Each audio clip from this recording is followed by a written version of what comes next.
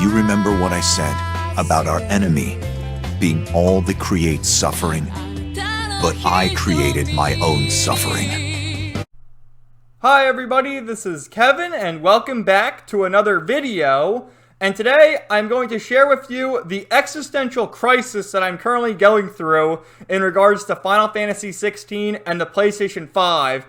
And the almost bipolar state I'm in with how often I've changed my mind as to whether or not I should pre-order the deluxe edition of Final Fantasy XVI right now, get in my car and drive to Best Buy to get a PS5 right now, to stepping back and thinking, you know, is it really worth it to spend over $500 to play one game? So I've thought about the pros and cons to this. There's really only one pro, which I'll get to that first. But I'm going to present all of them to you, and I hope that you can share your thoughts in the comments down below. So the one pro in this whole ordeal is the fact that I've watched every trailer and all the gameplay footage that I could find for Final Fantasy XVI, as well as some of the interviews with Yoshida and whoever else. I think the other guy, the localizer's name is Koji Fox. So I've seen a lot of information about the game, watched a lot of footage, and my big takeaway is the game looks fucking awesome. Like the last state of play, we got the 25 minutes. We got it all. You know, the opening theme song, which is like, they did a little 50-second snippet of that. The graphics, which I'm not even a graphics guy, but we gotta be honest, the graphics look amazing. Seeing all the iconic summons, seeing Moogles, Chocobos, Torgal, the dog, just the cast of characters in general, Clive, Sidolphus. Sidolphus, by the way, smoking his cigarette, paying homage to Sid Highwind from Final Fantasy VII. That'd be also if Sidolphus says, "You gotta drink your goddamn tea!" You know, he does some kind of line like that. Okay, Jill, just the cast of characters. It looks fucking great. I understand it's not turn-based anymore, which I love turn-based. We'll get to that later on in the video. But it's action, and that's been the way really since, well, 13 was turn-based, 12 was like an MMO single-player game, 13 was turn-based, 14 MMO, 15 was action, so 16 is action as well. So it's an action RPG, but it still has like the Final Fantasy feel with all the homages to past characters with the names and everything like that. So the game looks fucking awesome, and I do want to play it. But on the other side of the spectrum, you know, I'd like to take a step back and talk about Final Fantasy 15, which Final Fantasy 15 initially released in 2016, and I didn't play it at launch. As you can see, I have the Royal Edition, so I waited a while. I believe I played this in either 2018 or 2019, and from what I remember, when it first launched, was everyone hated it. They said it was glitchy as hell, the story doesn't make sense, the barren open world. It wasn't good at launch, and the game got fixed with the Royal Edition with all the various patches, including 3 of the 4 DLC. We have Gladiolus, Prompto, and Ignis on this, but you had to buy Arden separately, which I did. And I got this for $20, and then I paid, I think, either $10 or $15 for Arden's DLC, whatever the going rate was. So I had a blast with Final Fantasy 15, whereas a lot of people didn't really like it at launch. And I just can't help but wonder, I mean, seeing all the trailers and gameplay, yes, 16 looks great. But all these games have all this fucking DLC now. So what's to stop them from releasing DLC? And then in the long run, maybe I'll be smart waiting a year or two, getting the Royal Edition of Final Fantasy 16. So I'm just thinking of that. A more recent example, I bought and played Atelier Ryza 3, and I got the premium box. The premium box came with a DLC code, which is a season pass, and they're going to drip feed DLC. I think there's one coming out in May and one coming out in June. New islands to explore. Now, the problem is, I already beat this game, and I got the platinum in it, so I'm not going to go back to it. I don't give a fuck. I got to move on to other games. So I'm just thinking, if I were to buy Final Fantasy 16 at launch, what's to stop them from getting DLC? You know, I beat the game, and then like a year later, they have DLC, and it's like, oh, do I want to go back? And then spending $70, and then like, what, another $20 on DLC? I'm trying to be smart here. So that's one thing. The other thing is the fact that, again, the PlayStation 5 is $500 starting rate. Again, I'm not going to get the digital version. I got to get physical for my discs. I collect shit, you know? I got to get the physical media whether you like it or not. And me personally, I think the PlayStation 5 is ugly. The white console is ridiculous. PlayStation has always been a black console aside from the original PlayStation, which was gray.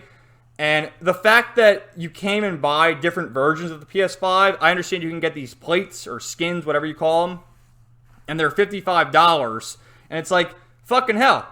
I would want to do that because, as you can see, I like the color black. And also, I'd have to change out the controller, get another $70 controller to get the black controller to match the console. And I'm just thinking, when you get a new computer or a laptop, you can mix and match it however you want it, all the specs and the aesthetics and that whole thing.